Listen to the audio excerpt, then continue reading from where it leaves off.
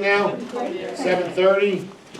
Okay, and I'm going to turn it over to Mr. Garcia, and he's got a few comments that he wants to make. Great. So we went through the board goals before. One of the things that we wanted to cover now are the district goals that the administration worked on, that we will be voting on tonight for the 1920 school year. So I'm here. Okay, thanks, Mary.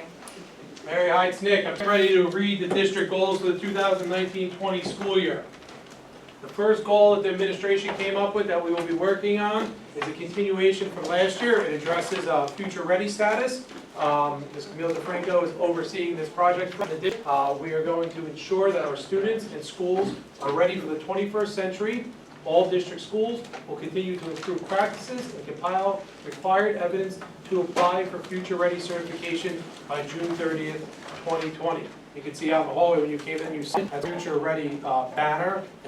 Once we made the pledge last year, and now that all our teams are identified, we have all year to assess our current programs, our teams to work on them, and acquire future ready status by the end of the school year. It is kind of like CUSAC, a grueling process for acquiring 21st century skills for future ready. It's going to be a huge undertaking. Some school districts did like one school, a year, 2 schools. We talked about just doing an elementary school, middle school, high school, picking one school as the pilot. We jumped in with both feet. We're doing all 10 schools at the same time. Just like anything else, why not just take on more work? So we're doing all our schools at the same exact time. So that's our first goal. The second goal is to continue the district-wide focus on mental health and social emotional learning, and we will expand practices to foster mindfulness in our schools. If you remember 2 years ago, there was a big push that our first initiative on mental health in Fairlawn. Last year we included social emotional learning, and this year we're expanding on that and including mindfulness. There's going to be a big push and emphasis from day one with professional development and into the classroom all school year on mindfulness. That's for you. I can hear one yes vote. 3, let's hope it's not 8-1. 3, Fairlawn will reassess and revise our current intervention and referral services procedures to ensure best practices, procedures, and forms are consistent in every school. The intervention and referral services team, that is a code. What that does is it serves as a somewhat as a child find, a student that's struggling, a student that may having difficulties, but not just academically. It could be socially, emotionally, behaviorally. It could be a student who's having attendance issues. It could be a mental health thing. It could be anything. So what it does is you have a multidisciplinary team in your school that usually is made up of an administrator, a nurse, a teacher, a special ed member, a special ed team member, a special ed teacher, a gen ed teacher, whatever you make up in your building. But what they do is when a child is referred or a student is referred there, and it can be referred by a parent, it can be referred by a teacher, it can be referred by anybody. To that, a lot of the documentation is acquired on that child, and then they will give the teacher or somebody strategies and interventions to working with that child. The parents are invited in for a meeting to say that your son or daughter was referred here, and we're gonna what's going on at home, anything going on at home, and we work together and we create a plan for that child before it goes down the road of special education. So that's exactly what it is. It's almost like a middle of the road type program to help students before it goes down that road, and hopefully it also helps reduce your special ed classification rate. What we decided to do here in the district is we want to ensure that all of our schools are using the same exact forms, and all of our schools are compliant with using those forms so that we're consistent. And whether you're in Lindcrest or you're in Fairlawn High School, it's going to be the same exact manual and the same exact handbook to ensure that every student is getting the same exact interventional referral services process in every school in Fairlawn. We felt this is really important because, like I said, it's not just about whether it's a special education or behavioral or academic. It could be anything. So this is something that, when run effectively, is a great asset to a school district, but most importantly to the students and to the parents. The fourth goal is to implement a one-to-one initiative at Fairlawn High School that will commence during the 1920 school year, including more personalized learning opportunities for our students regardless of their post-secondary plans. This one, I'm excited about all the goals, but this one is very robust because it's not just about rolling out the one-to-one devices to our staff the first day and to our 9th and 10th graders January. It's really more about also looking at what's next, 11th and 12th grade, middle school, elementary schools. So it's so much more than just rolling out the one-to-one devices and providing professional development to our teachers. In addition, you also see keywords like personalized learning and post-secondary plans. Remember, we're rolling, this is our first year. In a week or two, our students are going to be on Bergen Community College campus. We have 15 students that are going to be going there to acquire their associate's degree in the morning and then coming back to Fairlawn High School. We just hired a transition coordinator for the district to help students with special education for 18 to 21 post-secondary plans. Looking at how we personalize learning for all students. We talk about our REACH program in district, something that we're working on this year. So this is a very robust goal for us, but we're very pleased with how we kind of crafted it into one goal. The fifth goal is continuing to prepare our student staff and families and community for the new 5-to-8 middle school configuration after the referendum. I think this one is a set. I mean, the gentleman that just left here talked about the construction and the referendum, but last year we spent a lot of time working on planning for the referendum, but also planning for the schedule, the transition process, and what will it look like for the students, the families, our staff. This year, we're going to be working on curriculum, scheduling, what's it going to, so it's going to be a lot of now taking it to the next level because we're 1 year out from these students entering the new middle school. So this is, we felt like this is a really important goal for us as well. So these are the 5 district goals that the administration rolled out for the school year. I've received some questions, how come we're not working on a goal about improving test scores, or how come we're not working on a goal about this? Just because these are the 5 district goals that we set, doesn't mean that those aren't goals. We set up ourselves every day to improve test scores, to improve certain things. So we're not limited by these 5 goals, but these are the 5 that we really want to emphasize this school year. Question? Comments? Comments. Questions and comments. I don't have any issue with the proposed district goals by the administration, Mr. Norcia, but I believe number 4 it's covering many things at once. I would like to see the implementation of the Bergen Community College partnership as a goal within itself. I would like to see, I would like to see improving the student outcomes based on the state assessment report at TJ Memorial Forest. And I would like to also see as a goal for the district strengthening the kindergarten program as the students progress. I believe the kindergarten, the original class, it's right now in 2nd grade, right? The first class. So as the students progress, I would like to, see that they're in 3rd grade. Okay, so they have 1 more year, right? 2 more years, 3rd and 4th, right? Until they get to middle school. And the REACH program, the community spoke very loud and clear. We have reassessed the REACH program. The district have done an excellent job hearing the community and with a lot of updates in the program. And I believe that within itself should be also a separate goal. I would like to know if my fellow board members agree. I would like to hear what you have to say about that. Well, I think, say it said in the last revisions about REACH, they're not on there, they're constantly looking at REACH, they already looked at. So that's just the district goals and certain things. I like goals. I think that you can't put everything in a goal. You worked on REACH, and now you have to implement it. And obviously, there'll be assessment of how the implementation goes off. So that's done, and now you just have to assess how it works the first year. and improve upon it the second year and third year and fourth year, because obviously there's bound to be some hiccups. As far as the test scores, that's what we're all about, and that's what you always do. And I still maintain the math portion of the test scores. Some of it is because the highest math kids get taken out of the equation of the middle school scores because they're taking Algebra 1 and Algebra 2, which we have more kids taking Algebra 2 in this district than most districts, and that's a fact. So I think you look at test scores every day, that's one of your jobs. So I don't think that has to be in a district goal.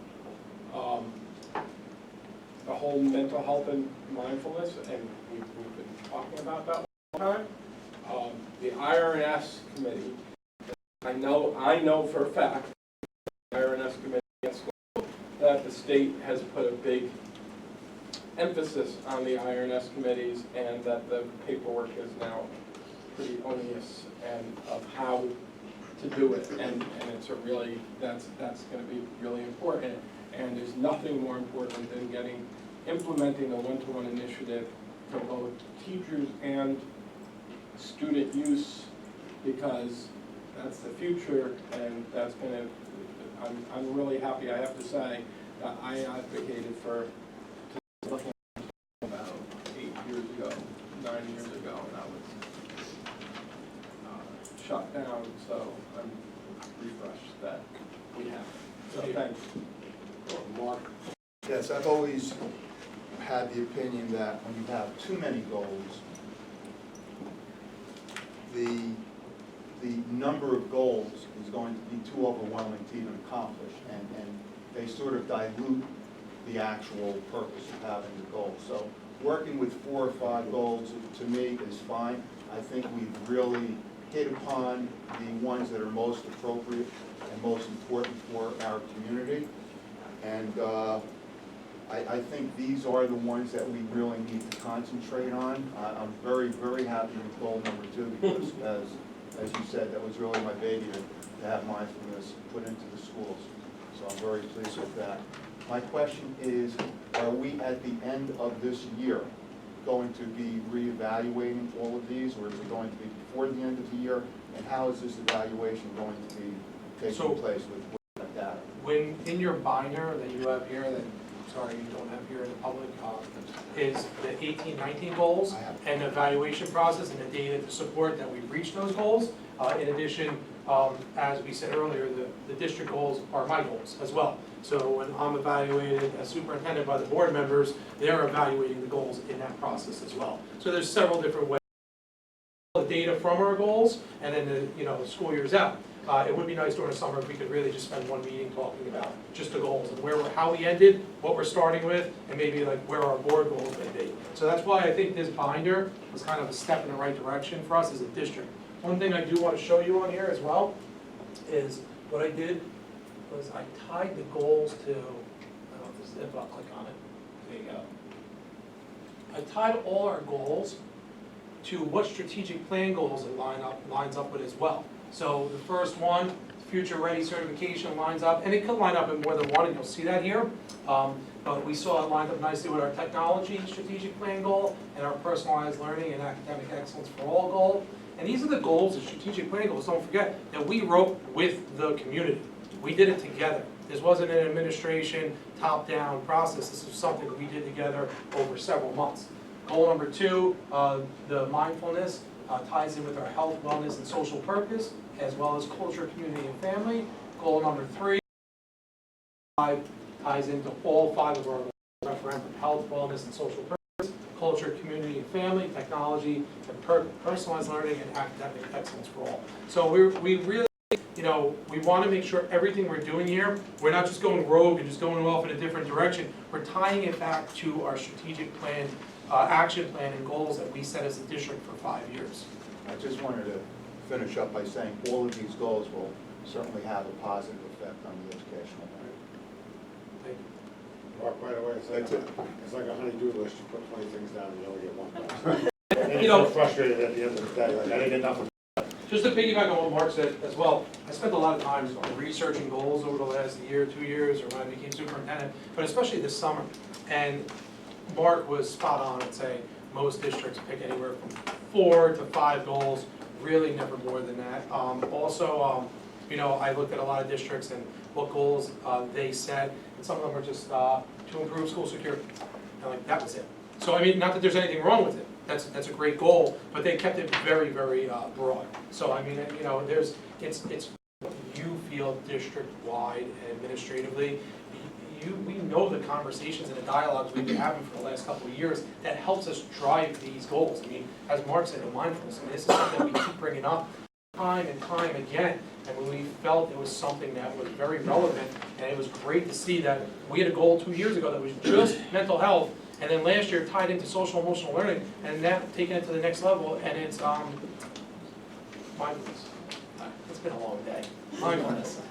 Emily, I just want to acknowledge that I think this list of goals is far more developed than maybe last year's goals when you were just transitioning into the role. And I think like this is a significant leap forward in progress in terms of how we think about district goals. I just want to congratulate you on that and say thank you for the work that you did to come to this point.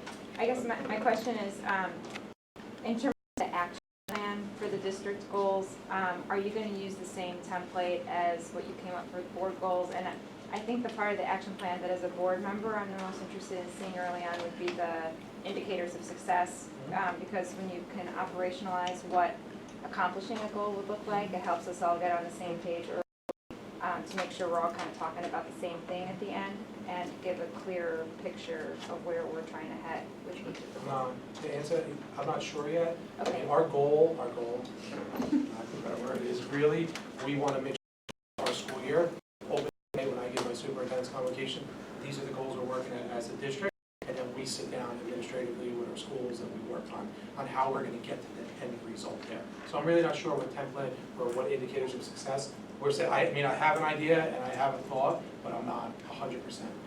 Okay, I would just like to ask if the board could be kept up to date as I know action plans are super fluid and they change and you plan certain things and that's part of the process, but in terms of those metrics that you're planning to use and what's the evidence that this goal was partially accomplished or fully accomplished, or, you know, what we have to eventually evaluate, we as a board have to eventually evaluate the degree to which each goal is. Sure.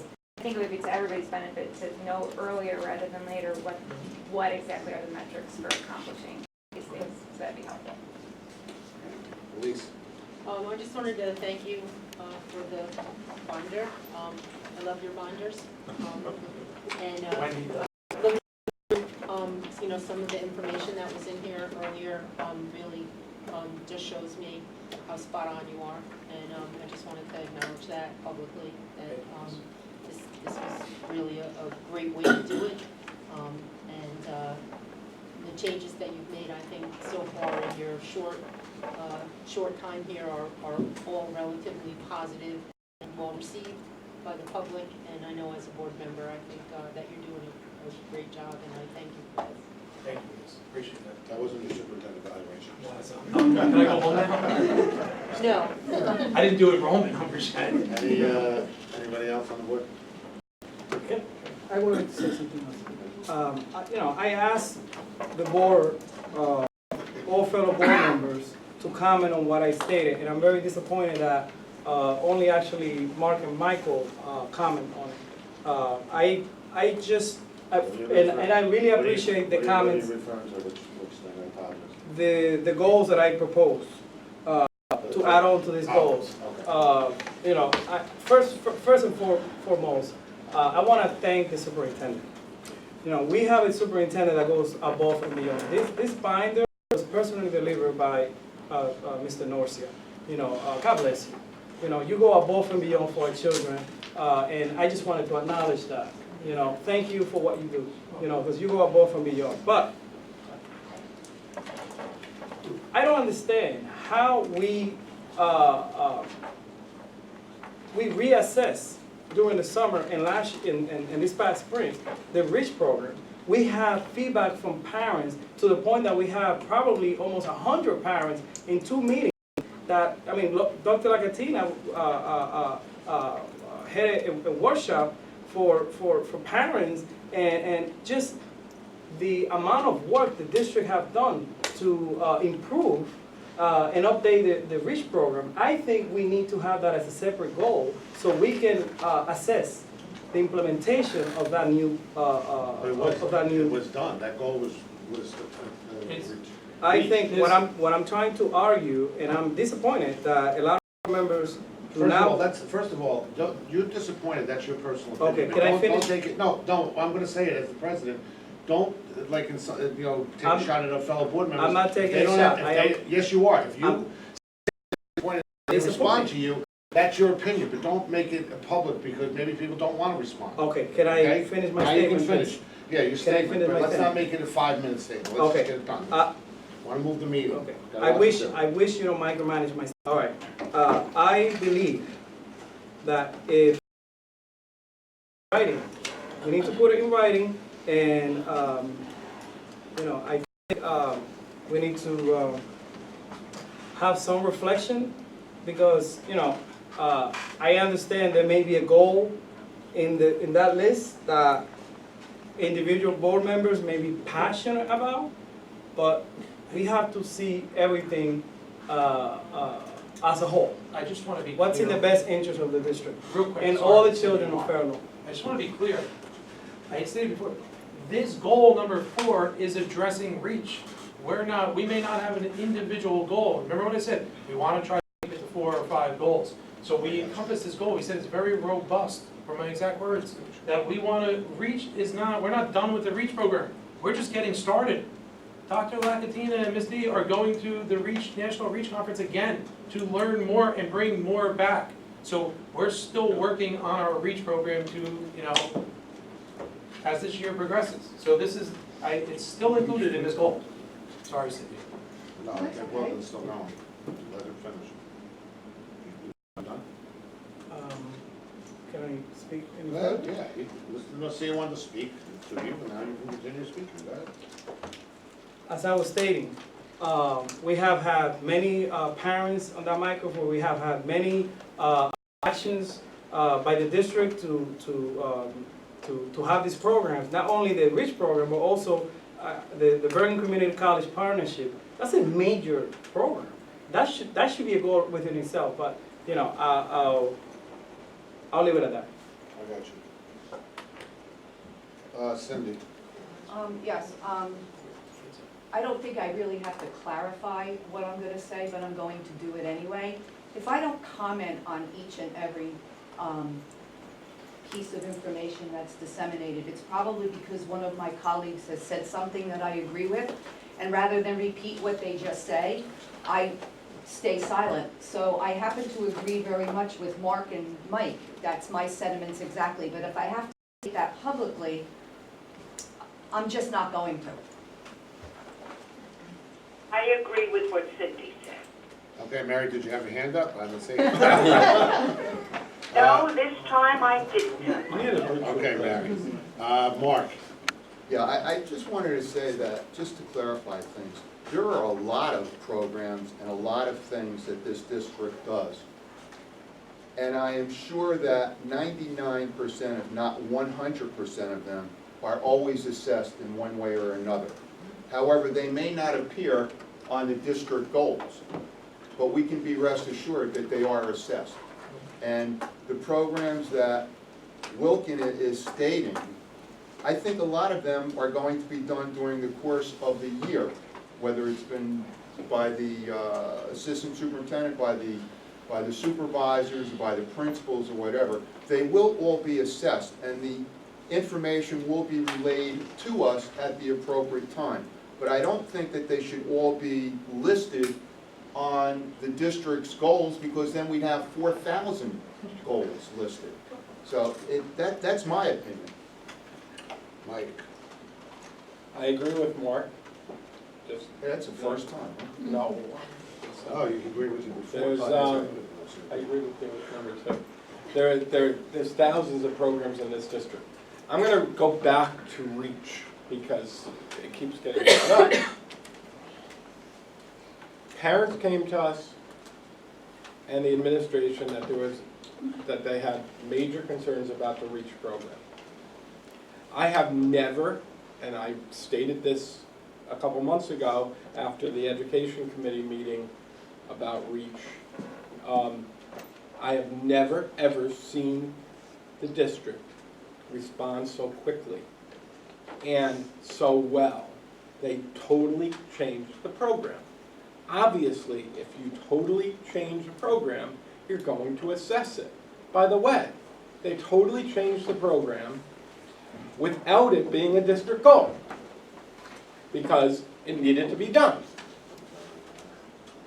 So, I know, obviously, if you start a new program, you're going to constantly assess it, because the first year, it's not going to go perfectly. The second year, it's going to go better, and then as it goes on, hopefully it will continue to go to get better. And one thing I learned in education is nothing, if you're expecting everything to be perfect, it's not going to happen. It's just too big a system, because there are thousands of issues. So I do not agree with adding anything else. And as far as the test scores, again, that is what we do. That is why we're here, to make sure that the kids are learning. So when they find a deficiency, they always go back and see how they could better it the next year, because it rates on our administration too. It rates on our teachers. So obviously they're going to be looking and they say, oh no, we found a little deficiency. There's also different reasons and different situations and different populations and different kids that you're trying to compare, and that they're getting compared now with the state. They're getting compared to other, like one school is getting compared to another school in another district, where another school is getting compared to a different school in another district. And so those test numbers, they're important to look at, obviously. I like to look at the growth of the whole cohort, but they're important to look at on a consistent basis. And I know, and that's why, again, we have an assistant superintendent of education, because that's her job. You done? Yeah. Emily? Okay, so just to clarify, I don't think we should have more than 5 goals for district goals for a given year. I think 5 is ambitious as it is. I do hear you, Wilkin, that REACH as something that we all care about and the administration is working on is not reflected in these 5 goals. I don't see it in goal number 4, because goal number 4 is specifically about one-to-one in the high school, and REACH is really an elementary school program. So I think, you know, if it were up to me, or if we had more time to talk this through, like, yeah, maybe I would prefer goal number 3, because it sounds like the district is already going to work on the intervention referral services procedure anyways, and it might just be a matter of like updating forms and having some meetings, like they're going to kind of tighten that up anyways. Yeah, like maybe if it were up to me, I would have chosen a goal explicitly about REACH, and maybe the transition coordinator at the high school, something around personalized learning in areas where, but I have to respect the fact that these are Nick's goals, and this is what he's recommending, and we don't really have time. I mean, we're voting on these tonight, like, so I think this is why we have board goal number 2, which is the goal on goals, so that in the future, maybe this is like an indication that we want to see superintendent district goals earlier, to really be able to have a work session or some time to give feedback back, so that Nick can go back to the administrative team and say, the board members brought this up, is there anything we want to change, or we really want to hold, you know, our ground with what we put forth originally. I also think this is another indication that I'm anticipating that this isn't going to go anywhere, but I'm going to share it anyways, that our 5-year strategic plan could use some improvement, because it might be that REACH doesn't make it in the cut for this year's explicit district goals, but it should be made very explicit in our 5 years, so it's not on the 2019-2020 list, but if it's a strong part of our 5-year, then we have to say like, okay, this is the year that we really have to, we did the exploratory stuff with improving reach before, this is the year where we're gonna really measure whether we implemented it the way that we were planning to implement it, like now is the time, and it's reflected in the bigger, long-term. The longer-term strategic plan, these are themes. Technology is a theme, it's not a goal. And so if we don't have a more clearly specified, what is it with technology as the goal that we're trying to achieve, that's where that can even, like that would be the next step of how we can use a long-term strategic plan. I'm not saying that we have to figure this out tonight, but I just wanted to offer this as a long-term strategic plan, and the board goal on how we formulate goals will help with this in future years so that we don't come to meetings where we get to this point where I can't really ask the administration to change this at this point, like I'm supporting what you put forward for the goals. But that being said, I think we can learn and improve in this area. But I just want to be clear, this isn't the first time. I mean, this was given to the board ahead of time. So this isn't the first night where everybody's just seeing this. So I just want to be clear about that. I also want to be clear that when anybody sets a goal, we have many goals. And as far as the school district goes, as Nick stated a few times when he was presenting this, the administration and the supervisors and everybody in this district are constantly working and improving our district. And for one thing, I know, talking to Nick many times, not every day, but many times, he's time complacent, and he wants to get to the next level. So, I don't care if they reach here, and everybody's happy. Where's Robin? She's here. And everybody's happy. That doesn't mean that they're gonna say, okay, we're good. They're gonna keep working to get to the next level, and then the next level, and keep looking. As we know, Dr. Lacatina's going to another conference. So, I just think we're getting caught up in that, well, it's not on that paper, so it's not gonna be addressed. It'll be addressed, trust me, and if it's not, we'll make sure it's addressed, and parents are gonna keep referring to them. Gene, Real quick, and Elise. I'm happy with the goals. I think 5 goals is a good number. Now remember, these are overarching goals. These are goals that we're going to try, Nick is going to try to achieve over the next year. I don't think there's any reason to add any more, I don't think there's any reason to change it. But let's keep in mind that this is a district, 10 schools, 5,200 students, 1,000 employees, major renovation, construction projects going on. And besides this, there's a million other things that have to be done on a daily basis, minute by minute, hour by hour. Emergencies pop up. We've all seen it through the years, and I'm not going to go into because kids from the high school walking down the street because, well, just because. And another day there's something happens at Warren Point. Another day something happens with a student. And it's just constant, day-to-day operations of the schools. So to add any more goals, I think at this point or at any point is counterproductive. You're taking away time from the minutia that is running a school district.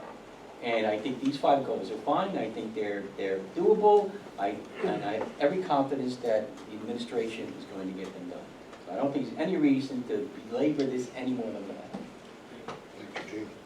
Elise. So I just was gonna say something similar to that, how these goals are very broad goals, and I know that Nick mentioned number 4 with the one-to-one and reach in tandem, and there is, reach is for gifted children. The children that graduate and go into the high school can possibly be gifted children, and there will need to be addressed on the one-to-one, and will need to be addressed at the high school level. When you look at goal number 1, and it talks about ensuring that the students are ready for the 21st century thing that we're doing, that 21st century thing that we're doing includes what the curriculum is for our students, so REACH I'm sure will be discussed there. I can go to the INRS, which I believe, I can't really see from here because I actually had my eyes checked today and I need new glasses, but the INRS thing, I know, like Mike said, he's done INRS, I've done INRS, and it's not always a child that has an issue that needs to be addressed, academically or socially. Oftentimes, it is the bored child that is acting out in class because they need more learning, appropriate learning, and so reach could be addressed, in there as well. And I'm sure if I think for 1 second, because that's all it takes me to see continuing to prepare our students, to me, that means our highly academic students as well as every other student in district. So, when you talk about overarching goals, like, Jean said, these are broad, and when you take something like REACH, which is part of what we do, I don't like goals that are so specific. When they say, I'm gonna raise, the percentage of a test score by 10% by the end of the year. I'd much rather see goals like this, because, the raising of the test score, that's your job, is to try to do that every day, each and every day. And these are things, I think, that bring in like a whole different aspect to what you're doing when running the district. I'm done. Thank you, Elise. You're done, you're gonna go on to the next thing. Yeah, a couple more things we need to speak I about. know, you're gonna go into your room. Numbers. Enrollment numbers, promised you the last month that we would give you an update on enrollment numbers. So, I'll just jump right to it. One of the things that we did add was that kindergarten section at Mills. Since that meeting, the enrollment numbers continued to climb, and we did have one additional teacher that we budgeted for, that we kept for this reason, right here, in case our numbers of registration were starting to climb, so we saw a need there. We were able to work some things around with Mills in the floor plan. We got very, very crafty. Brooke and her team were great in helping us secure a space. Literally after the last board meeting, Lisa, Natalie, Camille, myself, and Brooke literally walked the whole floor plan of Mills, and literally just like kind of thought outside the box to the best degree possible and got a little dirty. And we're able to call and get kindergarten furniture as quick as possible, and while we monitored the numbers. So, and this week we kind of pulled the trigger and welcome our new kindergarten teacher, as long as everybody votes on it tonight, who is here. I was gonna give everybody little small kindergarten pencils for the board meeting, but we gotta move on. Anyway, so looking at Forest here, these are our Forest numbers right now. You see these here not registered. These are students that within the next week or so have scheduled appointments, so they're not officially in these numbers. You can see that we still have 8 students, and we'll go school by school. So I'm just gonna tell you right now, 2nd and 4th grade, we're bursting at the seams district-wide. We are very tight. Hopefully a year from now, we know we're gonna be able to free up classroom space. I could see us adding a teacher at 2nd and 4th grade to help.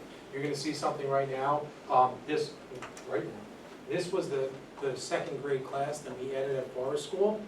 10 of these students, so far as of today, we've only had soft board of 14 students over the whole summer. Out of those 14 students, 10 of them, 10 out of the 14 went to 2nd grade at Forest, because we opened up that classroom. That's how the 2nd and 4th grade are bursting at the seams. I think the Giants won the Super Bowl that year, I'm not sure. Yeah, 3rd grade, not a good year for the Yankees and Giants. So this is Forest numbers. Lincrest, see the numbers here? Yeah, 2nd, 4th, wait till you see. It's across the board. And you have to, if you look at the map of Fairlawn, it puts us in a predicament right now. Because if you look at the map of Fairlawn, if you were all the way over the other side of Broadway, up by Saddlebrook, and you're in 2nd grade, the only 2 schools you could go to are Warren Point and Mills. Otherwise, you're like 2.5 miles, and then you're adding transportation on top of it, so you're gonna see the Warren Point and Mills numbers too. So this is why I've probably been called every name in the book this week when I've had to tell the parents, sorry, you can't go to the school, or you have to go here, or you're soft-boarded. And believe it or not, we've actually been great with any family that moves in the district. The hardest time we've had was with a family that may have, I live in Lincrest, I moved to Mills, or I want to stay at Lincrest. And I understand why, but going and purchasing a house somewhere else and then trying to go back to that school when these numbers and we're so restricted by, I'll use Warren Point as an example. I live in Warren Point, I moved to Radburn section, but I wanna stay in Warren Point because my friends are there. But then you have a family that moves in all the way over by the Gotham Diner or Saddlebrook, there's no choice but to send them to Warren Point. Otherwise, you're 2.5 miles away and you're transporting. So these decisions that we make on a daily basis, and I have to tell you, I mean, it's had to be 30 hours the last week with Mike Shansky looking at these numbers and sitting there and just going through my office and just going through the binder and reading letter after letter and trying to make the most educated, best decision possible for the district. So this is Lindcrest, this is Milnes. Now you can see the kindergarten numbers. Nice and low. They were at like 24 or so. Look at second grade. Now, I will tell you, the good news that we know, I mean, this is the year. I mean, kind of just, let's go back to the construction, meaning the referendum update we just had before. This year is gonna be messy and dirty. We have construction going on. This year, it's going to be tight. We know a year from now, 4 classrooms are gonna open up at Milnes. Doesn't mean we're just gonna hire 4 teachers at Milnes, but it's gonna free up maybe an art classroom. Maybe another second and fourth grade teacher. Not sure, we're not there yet, we still have to get through the budget process. But you have to think 4 empty classrooms are gonna free up at Milnes. So we really have to get through this year and see where we're at and start planning for next year. Radburn. Right. So back in middle, so the second grade, instead of adding that 4th classroom, you just off-boarded, that's the decision you had to make, right? That was that's the decision of adding. Well, if you look too, it's, yeah, we saw it. Instead of adding that 4th classroom, which, okay. Yes, we felt like the most important thing was kindergarten numbers, starting with one kindergarten numbers was the best. Yeah, sure. Yeah, we Thank thought- you, Mark. Okay. Thank you. Is there a cutoff number in which we're then going to hire an additional staff member? And will that staff member be a teacher or a We'll parent? plead the 5th. You know what, there's a lot, we have to, the reason why is because we still have 2 weeks left. And there's people lined up to register for the next 2 weeks, and no matter how much we put on Facebook and email blast to the whole district, come in and register, come in and register. I was on vacation, I forgot, or I didn't, and it puts us in a tough spot. So it's really tough, and the reason why I say that is because if we have 3 families that do move into that Warren Point section, it may put us over, and we may have to make a really difficult decision. So I really, I would be remiss, I just don't think it's good, but, we are talking about, at what point, is it a paraprofessional? Is it another classroom? Is it a teacher? So we are constantly having those dialogues. I'm just hoping that maybe it slows down a little bit. Warren Point.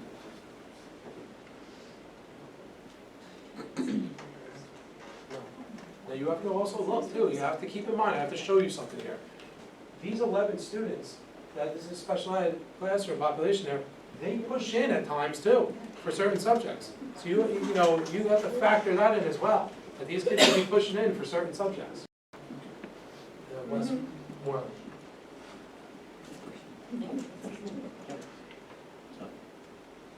These are our enrollment numbers. We'll have a better idea, you might have just your agenda, every month, we do our enrollment numbers.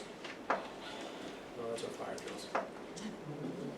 Maybe our enrollment numbers aren't in here because it's the summer, we don't do the enrollment number update. Yeah.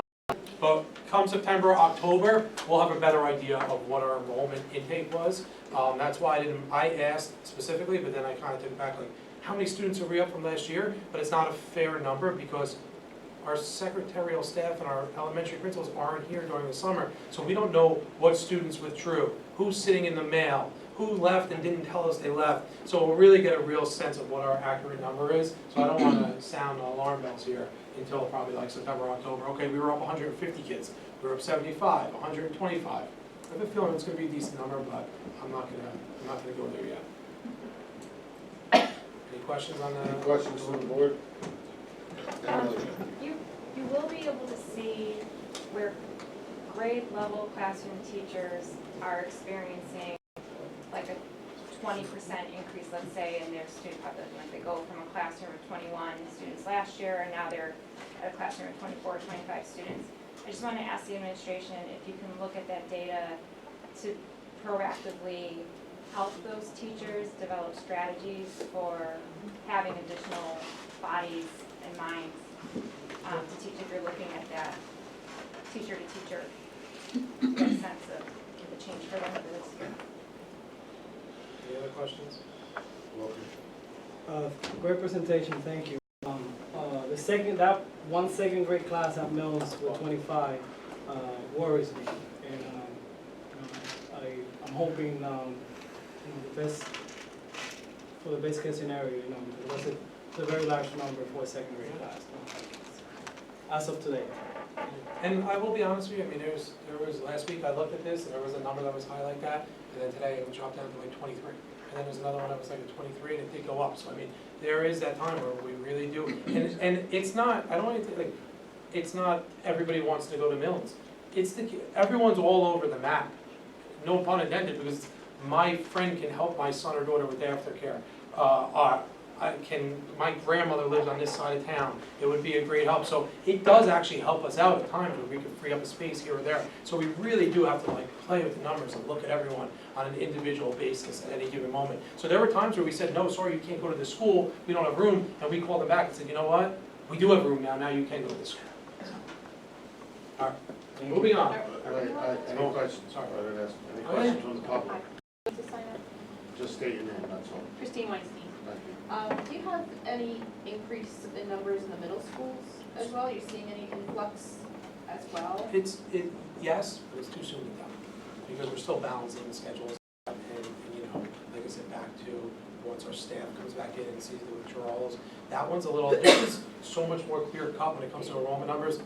You have 3 kindergarten classrooms, and these are the students that are in them, where at the middle school, who's taking an English 5, 6, whatever it is, so you're kind of all over the place, so it doesn't portray as well as the distance when you're looking at enrollment numbers. So I'd rather see the hard numbers of, we have 600 kids in the school, we had 570 last year, this is where we're at. Just concerned with the construction going on, I know Memorial has lost some classrooms, had to make classrooms out of computer labs, and lost the library and all this stuff in certain rooms and stuff, so I'm just asking to wonder if that's gonna be an issue, I can't imagine it being that much of an influx of students, but.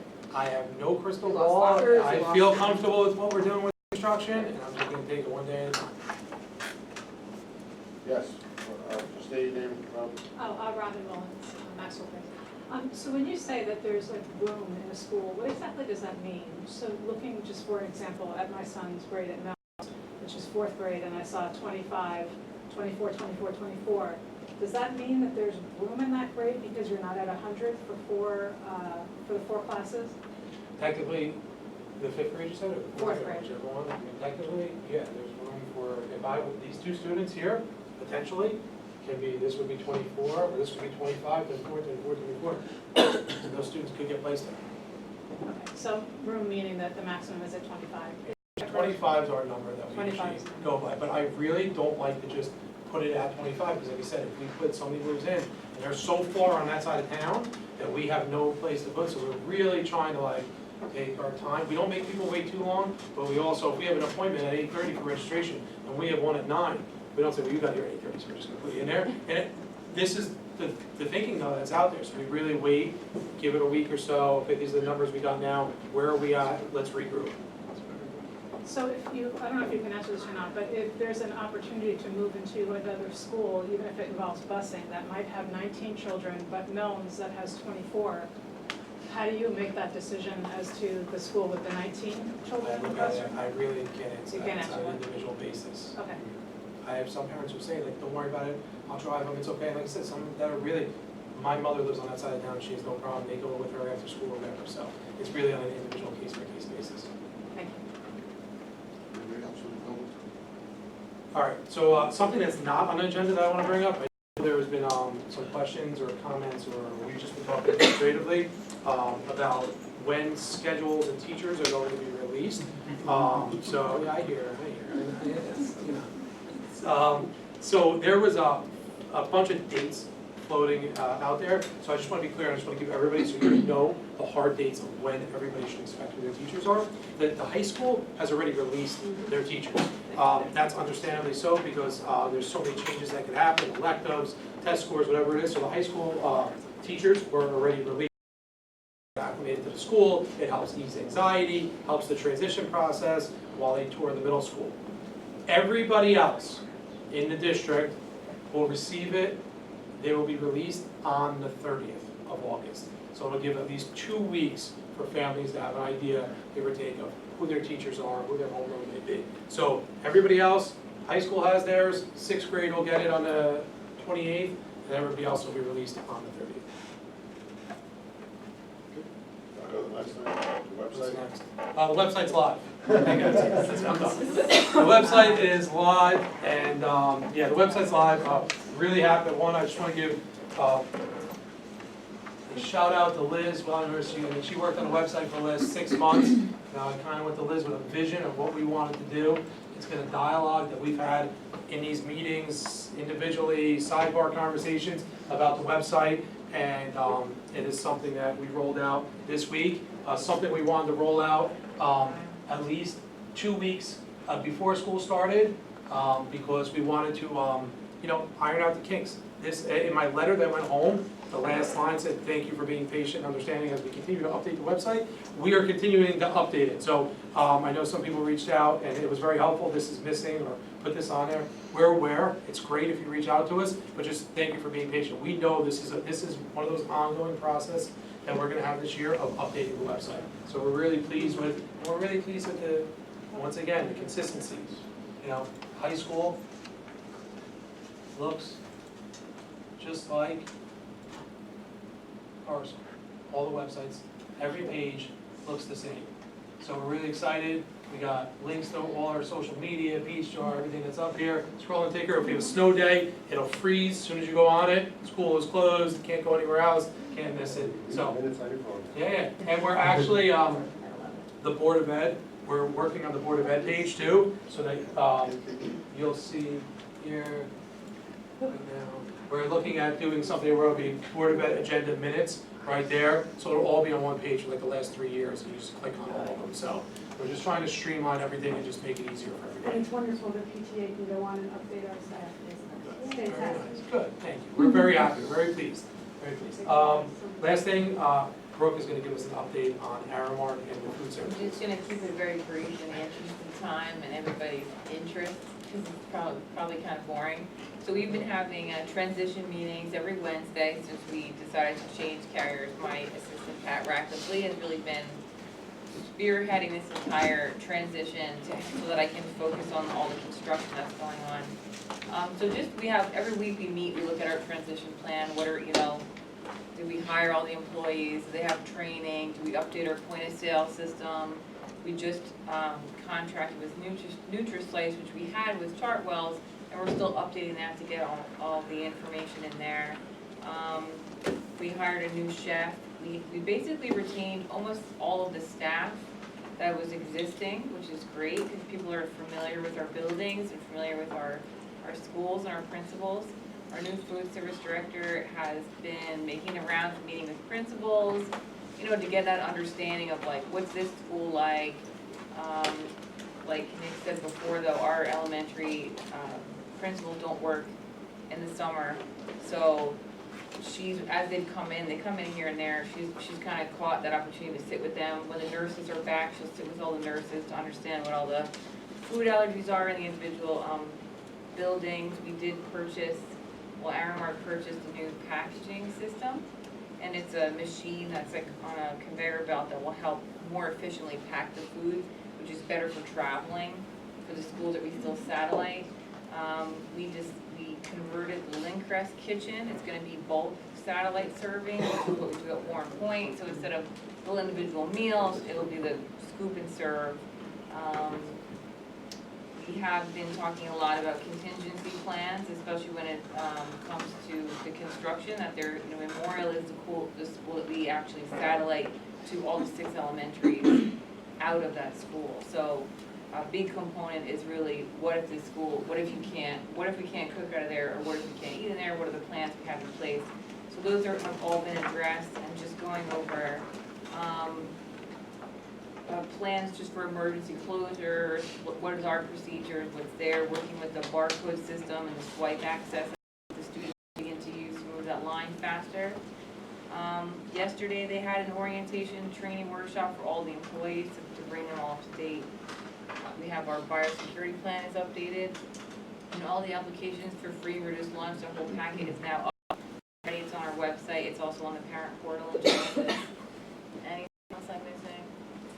No, Nutrislice I think, has the correct elementary menus on it right now, and has all the nutritional information, calories, carb counts. So, I think we're moving forward. Yeah. And we've sampled some of the food with new hires, and it's pretty good. Good, so far so good. Yeah, everybody had a positive effect, so everything's moving along. We're gonna have on the first week of school, they're actually sending 5 additional corporate managers to make sure that the transition is smooth, because remember, they're walking into, you know, a brand new operation, not knowing how we run things, how do our lunches work. You know, Fairland's a little unique is that we have same start times, same lunch times at every single school. So, and in our elementary schools, we literally have 15 minutes to get lunch tables out, set up, and prep. So it's really a fast turnaround that they have to really get used to. So. And also, in the fall, hopefully October, we were gonna have Aaron Mark come to a board meeting and give a presentation to the public. Mary, you still with us, right? I sure am. I'm here. I'm just checking on you. I'm just listening carefully. The last thing I want to say before we jump into the agenda, I'd be remiss if I don't acknowledge, I'm sure everybody saw in here, a loss to the district, very sad, but very happy for him. Scott Helfand, our middle school principal, Memorial is retiring. We wish him well. You know, it's going to be, like I said, a loss to the district, but we're really excited because we know Scott has a lot of fun plans for retirement. Scott's a class act administrator. One of the things that, you know, Scott goes all in with everything he does, and, you know, you would think that, you know, when we were planning for the referendum, and we were in these meetings, he was planning every detail for his school like he was gonna be here for the next 20 or 30 years, knowing that he was retiring and having these conversations, and that just goes to show you what a, you know, class act administrator, principal that he was, not somebody who was just like, you know what, I'm not gonna worry about it, it's gonna be somebody else's problem. That's never who Scott was. That's never, you know, he's just been great to work with, great for our students, always putting our students first, always putting our special education students first, always doing something to be green and environmental friendly. You know, you wanna think of something outside the box, you go to Scott.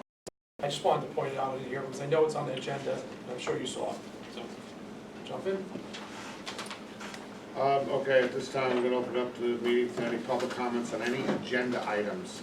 Please sign in up there, state your name, please, and then you can speak on any.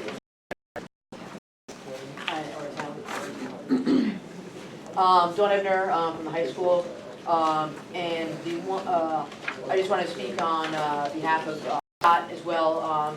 Prior to Scott being an administrator, he was a teacher at the high school, and I worked with him as he was a teacher at the high school. And the common theme that comes into mind when I think of Scott is high standards. Everything he does, he holds himself, and whether it was his students or his staff or when he coached hockey long time ago, high standards. And that's, you know, that's the way I look at Scott and working with them as well. Thank you.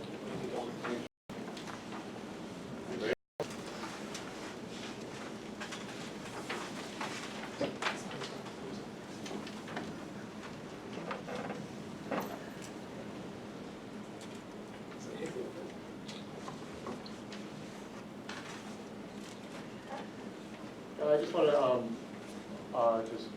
so Just state your name. David Trotter. I know you wrote it down, but just so. Lieutenant David Trotter, Lieutenant Austin Street, how's that? Is that good? I just want to salute Mr. Helfand. I can only speak as a parent, but my daughter had a great 3 years at Memorial, and he was great. I mean, knew our names, knew her name, and it was wonderful. He's going to be missed there.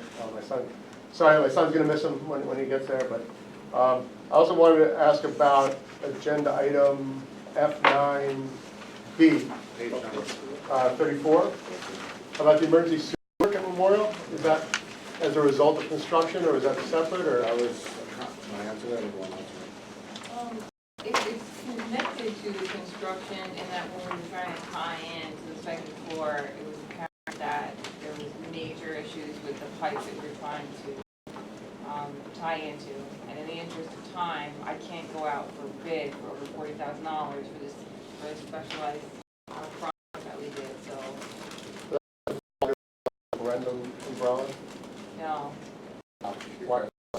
Because they're tying the connection into the existing sewer, just like they did at Westmoreland High School and everything else. When they went to tie it in, they found out that the sewer had a lot of cracks in it, defects in it.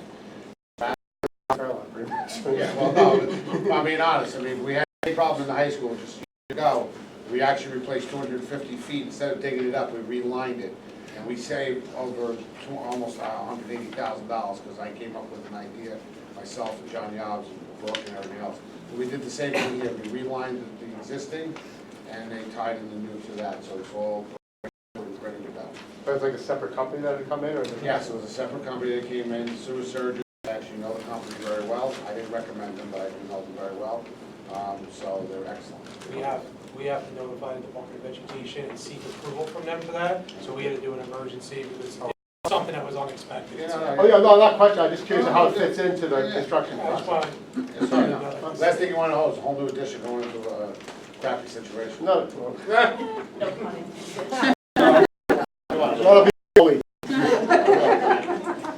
Anybody else? Just state your name. Lisa I know you signed it. McClements. I know you signed it. 1315 Edward.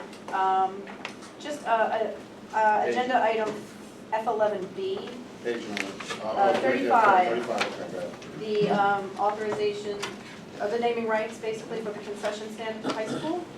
$8,000 for a 2-year contract. I was just wondering if that money was earmarked to go back into the sports program, or is that going into a general fund for the district? It was $16,000, $8,000 a year, or $15,998 to be exact, but, for 2 years.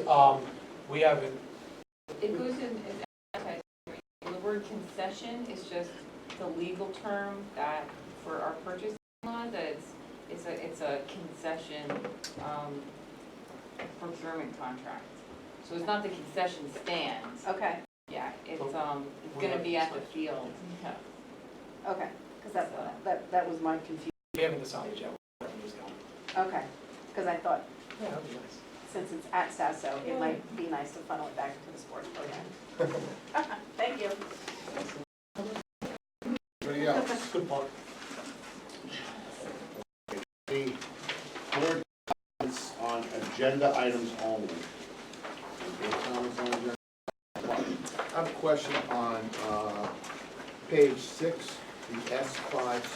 I asked a lot of questions this month, but I've forgotten to ask on 2 topics, so I'll be asking 2 questions. S5C, can you explain that program? Yeah, the suspension alternative program actually is a program that in Fairlawn, I'll read a description of it to give you a better understanding. It's something we've always participated in for years. It's run out of Bergen County Special Services. So when a student is suspended, instead of them just sitting home with idle time, it provides them with a place to go. The program provides students with a therapeutic alternative to a more traditional suspension. The program is operated in collaboration with the Bergen County Police Athletic League and the Bergen County Division of Family Guidance. The goal is to provide students who are in grades 5 through 12 with proactive interventions of an applicable suspension. The 3 major components of the program address students' behavioral and academic functioning by providing academic remediation, intensive counseling, and mentoring. The family assessment is used to assist families in linking with social and support services agencies. So it pretty much, it's just like I said, it allows families to have more of a beneficial, if there is a word for, suspension, a beneficial experience for their child rather than just sitting home. The only thing is, not every family takes us up on it. We do offer it when a child is suspended, but it is only grades 5 through 12, but all the parents have to transport their son or daughter there. So it could be hard at times. And I think it does not count against attendance as well, so those days, is that correct? I believe so. I believe that that's, so it's days in school. And it's a small fee, as you can see in the agenda, but it's worthwhile to give a parent an option for something that could come out very meaningful. Like I said, we partner up with the PAL, Bergen County, it's just a great program. And I apologize for the other one. It's on page 25, P5E. appears that there's, and I know this board, this district has been very active, proactive in trying to cover the period 6 classes, but there are a ton of period 6 classes that need to be covered. Doing other than just advertising for these positions and asking our own staff to. So the 6 periods that you see on here, believe it or not, is actually consistent with last year, but down from years past. A lot of times scheduling conflicts, you may have a need for a family and consumer science teacher or a personal financial literacy. You may have 7 sections, but teach only 5 sections. So instead of going out and hiring a full-time teacher and paying benefits where you don't need it, you may pay a teacher 6 period where they may then pick that up. So that, it also allows scheduling conflicts that could happen at times. Teachers, share times. You only see this at the middle school and high school, but it is consistent with last year, but down significantly from years past. But we are looking at it where we say, oh wow, there's 6 language arts. Next year, we need to budget for a language arts teacher because there is, so we are looking at that pattern and talking about it administratively. Thank you. Any other comments on the agenda items from the board? Wilkin? Yes, I just want to echo what the superintendent stated, what my share on it, PE 5, page 25. I think, compensating a teacher for period for a 6 course, I think that's the best practice. As the superintendent stated, we don't have to hire another teacher. The teacher makes a little bit more money. The student does not get a sub. The student gets a certified teacher, and the saves money, the taxpayer saves money. So this is a win-win for everybody, especially our children. I will be abstaining on G1, and the reason for it is because we're not supposed to have a July meeting, and then we had a July meeting, so therefore, because I was not present at the July meeting, I will be abstaining because of it. But one other thing I want to just about 6 periods that's important to point out. 6 periods are very helpful for us when August 20th a teacher resigns, and it could be a math teacher, and says, you know what, I'm moving to another state, and it allows us to utilize that 6 period as a teacher in front of the students who works with us already, a familiar face. By the time we hire another teacher, it could be the September agenda, they may have to give 60 days notice. So this 6th teacher is very beneficial at the middle school and high school level when we do need a teacher in a pops up. So just want to throw that in. I'm done with my comments. For the agenda items. Emily? Just want to say I'll be abstaining on P1 because there's several people on the list of people who are being hired that I know personally. So. Anybody else? Okay. Also, I'll be abstaining on G1 because I was not here. Just all you have to do is just tell. Okay, we're going to move into the agenda. I need a motion for G1 and 2. G2, so Calvin. Second. Roll call, please. Mr. Banta? Yes. Dr. Cohen? Yes. Mrs. Frankel? Yes. Ms. Quackenberg? Yes. Mr. Rosenberg? Mr. Santana? Staying on Mr. G1 and on S and. Just wait till we get to that. Okay. Just wait till we get to that one. Mrs. Wallace? Yes. Mr. Barbarillo? Yes. S1, Mr. Banter, please do the honor of reading that. I certainly will. Whereas Scott Helfand has dedicated himself to the Fairlawn School District since 1998, Mr. Helfand first served as coach for the Fairlawn ice hockey team program. In 1999, Mr. Helfand became a social studies teacher at Fairlawn High School. In 2004, Mr. Helfand was promoted to district supervisor of social studies and art. In 2010, he became the assistant principal at Memorial Middle School. In 2012, the principal at Memorial Middle School. Mr. Helfand, who has displayed an unselfish commitment to our children, exemplifying exemplary education together with its citizens, wishes to acknowledge exemplary service that Scott Helfand has provided to our children, and now, therefore, be it resolved that the Fairlawn Board of Education does hereby extend its appreciation and gratitude to Scott Helfand in recognition of his exemplary service to our district And be it further resolved that the Fairlawn Board of Education spread this resolution and pull upon the minutes, dispatch a copy thereof to Mr. Scott Helfand. Can I have a motion, S1, please? So moved. So moved. All right, so got Mary and Jean. Just want to make a quick comment. Yes, Jean. Oh, sorry, I probably should have done before, but in just reading, I didn't realize how many different jobs Yeah. he's had. And I just kind of remember just as a memorial principal, and I forgot, Yeah. he started 20-something years ago, so I wish him the best, he's a great guy.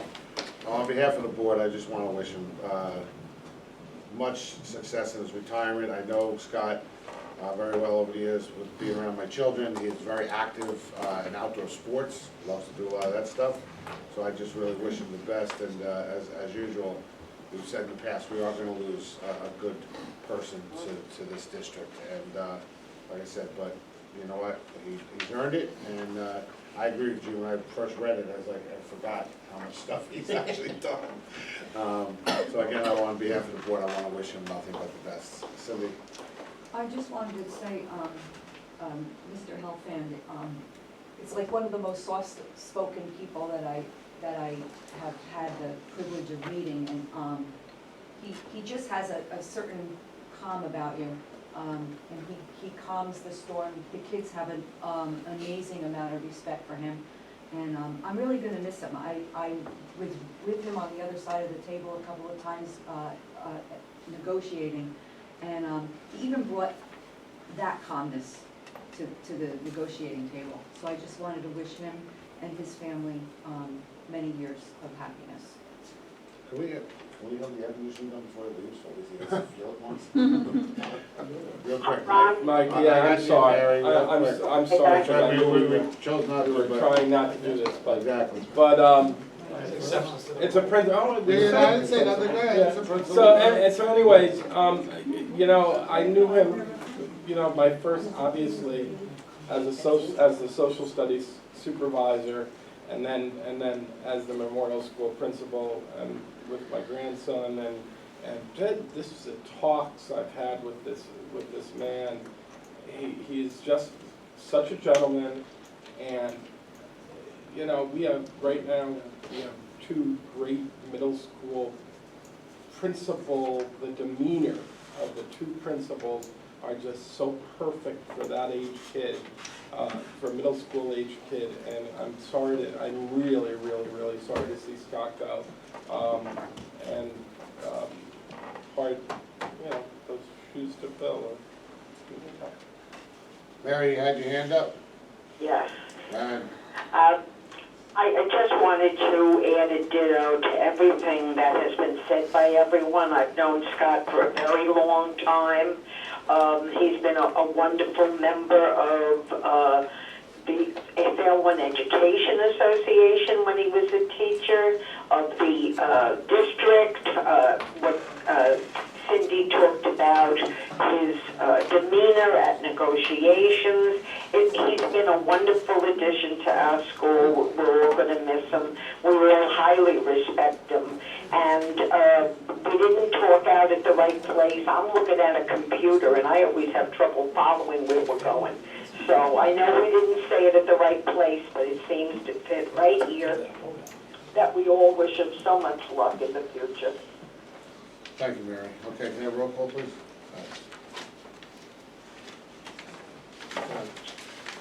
I know I rushed it, but I like to always do those separately. Mr. Vanta, Yes. Dr. Cohen, Yes. Mrs. Frankel, Yes.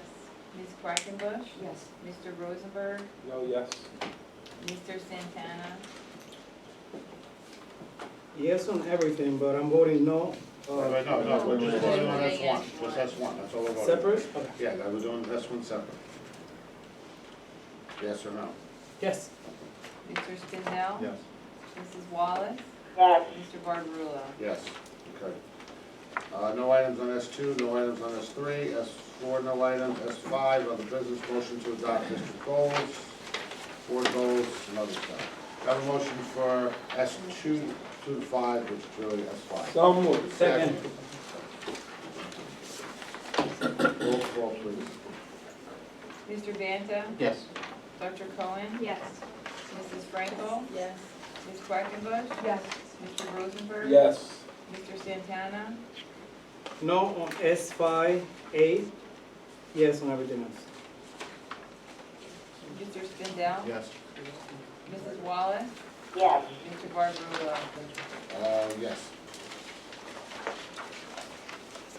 Okay, E1, attends of conferences, conventions, and workshops. E2, approval of extracurricular trips. E3, approval of student teachers interns. That's E4, no items. E5, the curriculum, textbook, and material adoptions, which we go through every year, there's an entire list there. E6, grants and entitlements, nothing on E7. E8, summer programs and workshops, summer school. E9, other business. Now a motion for E1 to 9. So, second. Roll call, please. Mr. Banta? Yes. Dr. Cohen? Yes. Mrs. Frankel? Yes. Ms. Quackenbush? Yes. Mr. Rosenberg? Yes. Mr. Santana? Yes. Mr. Spindell? Yes. Mrs. Wallace? Yes. Mr. Barbarulo? Yes. E1, approval of ratification of appointments. P2, approval of resignations. P3, approval of leave of absences, amendment of leave, or rescission of leave. P4, change of personnel, assignment status. P5, additional remuneration.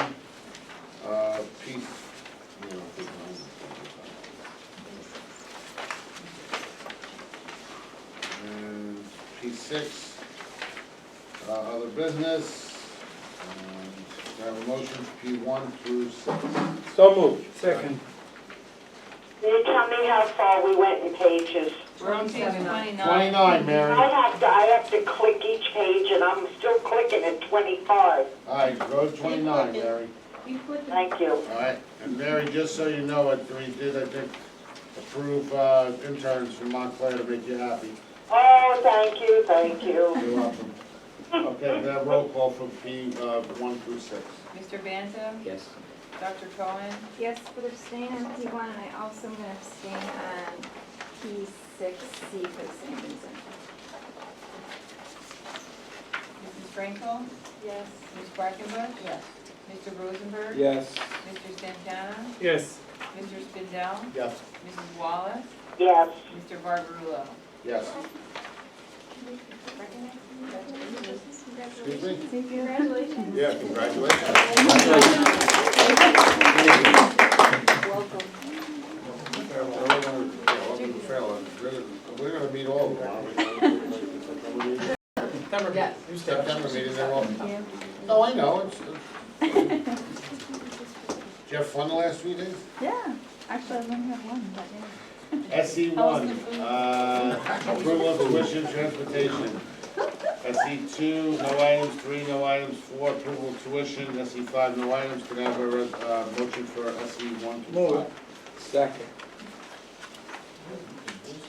Okay. Roll call. Mr. Banta? Yes. Dr. Cohen? Yes. Mrs. Frankel? Ms. Quackenbush? Yes. Mr. Rosenberg? Yep. Mr. Santana? Excuse me, please.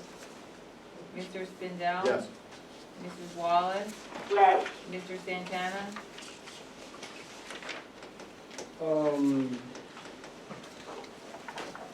Yes on everything, no on F4. We're on That's SE. SE1. We're still in We're on SE1. What's going on with me today? SE1 we're on. Okay? Yes on everything. Okay, Mr. Barbarulo? Yes. Before we go on, I just want to thank Camille DeFranco, SE4, I don't know if you realize this, but Yes. that's revenue. We're probably about $50,000 right there, taking in a special education student from another district to attend our programs here. So we charge them tuition in the tunes of about, at least a minimum of probably about $50,000. So thank you for that extra revenue for the district. It's not going to the concession stand either. Okay, F1, approval of acceptance gift, no items. F2, approval of discards. F3, approval of bills payable payroll. F4, approval of bills payable. F5, approval of board secretary report. F6, approval of board treasurer's report. F7, no items. F8, no items. F9, approval of contracts with consortiums and cooperatives. F10, no items. F11, other business. Can I have a motion for F1 through 11? So moved. Second. Bye, Daddy. Roll call, please. Mr. Van, Yes. Dr. Cohen? Yes. Mrs. Franco? Yes. Ms. Quackenbush? Yes. Mr. Rosenberg? Yes. Mr. Santana? No on F4, yes on everything else. Mr. Spindell? Yes. Mrs. Wallace? Yes. And Mr. Barbarella? Yes. Okay, at this time, I'm going to open up the public comments on new business. Does the public have any comments on any new business you'd like to bring to the board? Step up, sign in, please, if you haven't, and just state your name, please.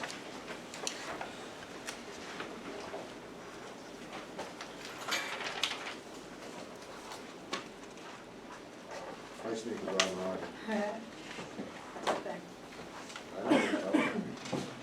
Hi, Robin Lawrence, Maxwell Place. So I wanted to first thank everybody who was responsible for putting up the new website. I got a chance to look through it, and there's some really great information, so really, really great job. I have a question about something that was listed on the website, and that's the district testing. And I see that one of the first tests that's coming up is the CTP5 for grades 3 and 8, and that's listed as September 23rd through the 27th.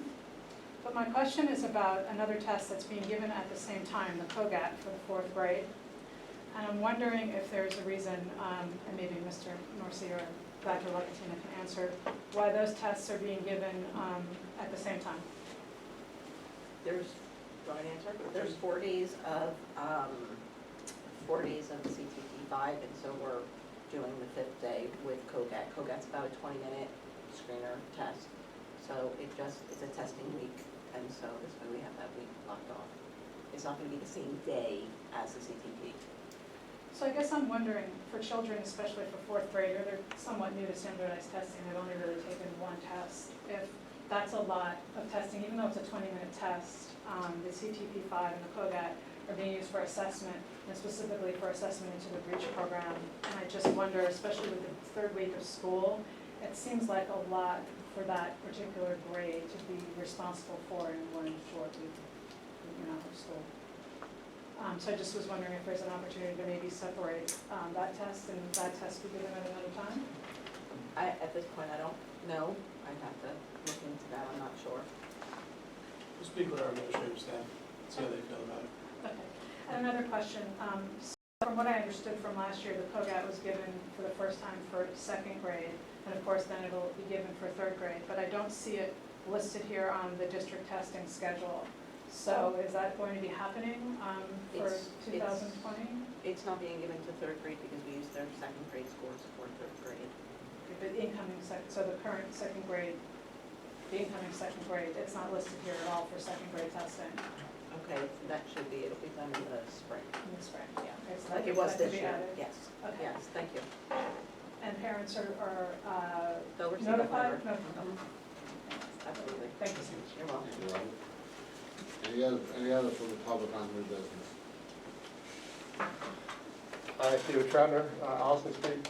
Couple of things. One, thank you for the board to approving the band trips. I know that as a band parent, it's a very generous money that's put into the band program. We appreciate that.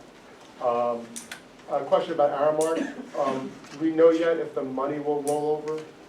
Money that was left in accounts and how that's all going to work? Or is that going to be seamless because we're staying with the same We're still using the same, Oh, we are? it's Okay. DougPayForward.net, Okay. so everybody's account is the same, your login's the same. Oh, okay. Your balances. So none of that's changing? Nothing's changing. Okay, that's cool, okay, good. I want to congratulate Mr. Garcia, and especially Liz. I know that she's, I think, bringing a kid to school, bringing a kid to college this week, I think. But I really, in terms of the website, I think it's great. I know you guys worked really hard on it for a long time, and looking forward to seeing it kind of evolve and get better and be a great resource for parents and for the community. I have a question about REACH. I know I gotta go talk to Frank, sorry. But in terms of REACH, I know we talked about in the meetings in June about, you know, kind of developing the curriculum and talking about the curriculum. Is there gonna be a resource for that we're gonna be able to look at as parents? We worked a lot on it over the summer, and there'll be more updates coming in the fall. Okay, great.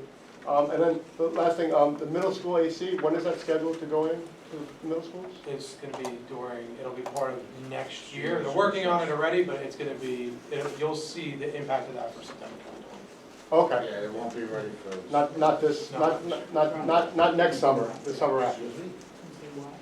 Can I say why? Yeah.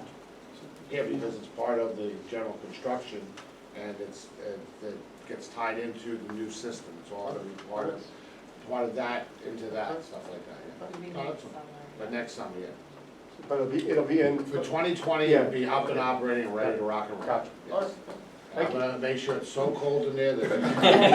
Hang me. I'm gonna really tell everybody in Vermont. If it looks like that one, we're good. I If it watched looks it. like that one, we're good. Yeah, it's gonna work like that. I'm relocating for the next meeting. I'll switch for you, because it's not that cold there, Kelly. No, I watched the board members that came to the memorial moving up ceremony sweltering on the stage. You know, few of you guys. Now they brought their own blanket. So I'll be ready for next year. Great, thank you. Perfect for next time. Anybody else in the public? Dawn Ebner again. I just wanted to make mention, I know you were talking about enrollment earlier today, and although this doesn't specifically relate to enrollment, it's a little bit to class size. And I know that there's a lot of concern that's brought up about elementary class size. And class sizes, I think most of us are aware, it's a problem at all levels. But specifically, I just wanted to make mention of some of the AP classes at the high school. That they are really, some of them are really packed to the brim, and it seems to be, some people thought that those kids are smarter, so they'd be able to handle it, but these kids are taking college level classes, so they need more individualized attention, and they are, I mean, upwards of, some of them are like 28, 30 kids in an AP class, and that's a lot, especially, so they're not getting what we would hope to have with the, you know, so just wanted to mention that, and just to maybe consider that moving, you know, forward into those classes, and having more sections to meet all those kids' needs. Thank you. Thank you. Yeah, thanks. Appreciate that. Anything else? I never signed the Okay. book, so I'll sign the book. The only 10 of you, so if you wanna speak, I guess. Christine Weinstein. Christine, you signed already, you don't. I didn't, Oh. see, that's why I wanna make Good sure I thing do, you 'cause I don't wanna said get that. yelled at. Yeah, no, sit down. Okay, website is awesome, I'll just say that. And now I have to manage 2 pages, and it's really great, because it's really easy to use, so it's wonderful. I just wanna, sorry, the district goals, I think they're great and wonderful. The one goal on there that I was questioning, not questioning, but I just wanna emphasize a little bit, is the, you're looking at, it's not in front of me right now, you have the process of referrals for either parents or teachers, or how that all works. Now, I'm in the special education world, so I have like a different path, but I think it's really important that as you're doing that, to make sure that it's clear to parents, the process, because it's not clear to parents, the process overall. And it gets very messy, and it gets very confusing, and very upsetting and frustrating when parents are trying to tackle through all these things. I think it's really important, as you're reevaluating the process, to make sure to include parents at the end of what the process actually is, step by step, whether it's educating, whether it's laying it out, like, you know, dumbing it down, whatever you have to do. But it's really important, because when you're going through it as a parent, you're not thinking straight, you're not thinking clear. So if you have a step-by-step process to go through and know who your contact is, who you reach out to, what am I supposed to say, what am I supposed to be looking for, those types of things are just very helpful as a parent. We spent a lot of time looking at our current forms and what we use at every building. We laid them all out. We spent a lot of time looking at other districts, at what the DOE recommendations were, and then we pulled it all together and we sat there and said, what do we love about this? What makes sense? what is very clear and concise for somebody to understand, and let's simplify the process. It's a robust process, but we did try to simplify it and make it as easy as possible, and that will be available, and that will be on the website when it's up. Great, thank you. You're welcome. Thank you. Thank you. Anybody else? Okay, now let's go to board comments, new business. Mike? I'd like to try and have an educate curriculum, what's that committee called that? Whatever the committee, Education. the education committee meeting on September 16th. I can tell, when do you want to do it, because Mary hasn't spoken, I know Mary's hand's up. She's looking at Hands up, is my hands up. Back to school night for Edison that night, School. which is I very. know it's the back to school night for us. I'm just letting you know, but she's looking to have a personnel meeting that night, because there's some important issues they gotta deal with on personnel. So, I mean, if you wanna do it, I don't know if you wanna do it afterwards. Mary? Yes, I'm here. Real quick, before Mike and I spoke about this earlier today, nobody, and I know you could go to both of them, but we were gonna try to do both of them at the same time, because if Elise, if you don't mind, sorry Elise, if you could go to the education one, you could run your personnel meeting, we could do it at 7 o'clock, you could be there for the start of the Edison Back to School night. If you wanted to be there, you could do education at 7 o'clock, and if you wanted to do personnel at 7 o'clock as well. All right. Mary, does that sound good to you? Well, now, wait a minute. I got lost. So personnel would be Be at 7 o'clock yeah. at what night? September 16th. September 16th. Yeah, you and I talked about it yesterday. All right, yeah, if it's the same date, yes. That's the same date. Yes, I'm good. Okay. 40? If it's the date we talked about, yes. All right. So, Mike, you're gonna do an education meeting that night also at 7 o'clock, correct? 7 o'clock or 7:30? 7 o'clock. 7 o'clock. Education, What time is back to school night? 6:30. 6:30. So we were gonna go for the intro, go down there, spend a half hour, and then come here. Okay, that's fine. Okay, good. Okay, Mike, that's it, you're on? And is that okay with Emily and Jean? Yeah, that's okay. Yeah, I can do it. Okay, thank you. Yeah, I wasn't- Sorry. I don't have to be home for my 40th anniversary, it's okay. Oh, no. Oh. It's all right, no, we're going away, it's not a big deal. You're never home for that anniversary. I'll get her on the ticket. We've done that before you. Just like, go, please. Yeah, exactly. She's watching at home. We've done that Well, before. I had to kick my company out of here at 6:30, so All right. boo-hoo, Jean. Anybody else have any comments on the new business? Emily? Okay, so I have a couple things. Probably my most substantive thing is I wanted to follow up with my board colleagues on the hate speech incident in Toms River with their board member, who I understand is no longer going to run for his seat again and has been removed from his NJSBA leadership positions. But that incident reminds me of the importance of all of us being cognizant of our communication, especially on social media. And I know this board has been presented with potential social media policies, largely recommended by Strauss Esme, kind of the generic template. And for different reasons, enough board members have said that they don't want to move forward with the social media policy at this time. I was able to do a little bit of research through my own networks with other board members statewide, and I found an example of a policy on communication and social media from the West Orange Board of Education that looks significantly different from what I remember of the Strauss Esme, that includes language around disallowing hate speech from board members, which I think is important for us as a board to just be explicit about and have it be our own board policy, that we expect each other not to engage in hate speech on social media. And so I'm just going to say, I made 12 copies of this. It's basically the West Orange, I put a big draft on it, so everybody knows this is just to get something on paper. This is basically the West Orange, two of their policies combined into one. They have a separate policy on the part about public statements, but I put that under just a broad policy on social media because a lot of the public statements come through electronic communication anyways. And then I use track changes to insert just one small addition that I would recommend to their policy, and then one question mark on the wording. but I wanted to distribute this, I only have 12 copies, and I wanted to request that I can send everybody an electronic copy of this as well, that we can discuss this perhaps at a policy The meeting. changes you added in, we can tell by the changes how you added in? Yeah, yeah, you can see they're underlined and Okay. kind of in a different font. You can send it electronically. Yeah, that when we have a policy meeting or a work session, people can look at this in advance and we can talk about it as a board. So I'm just gonna circulate. That's fine. I'm gonna pass this around, and I'll follow up. Mary, I'm putting one on top of the speaker for you. Thank you. Where Now she can't hear. Now she can't hear.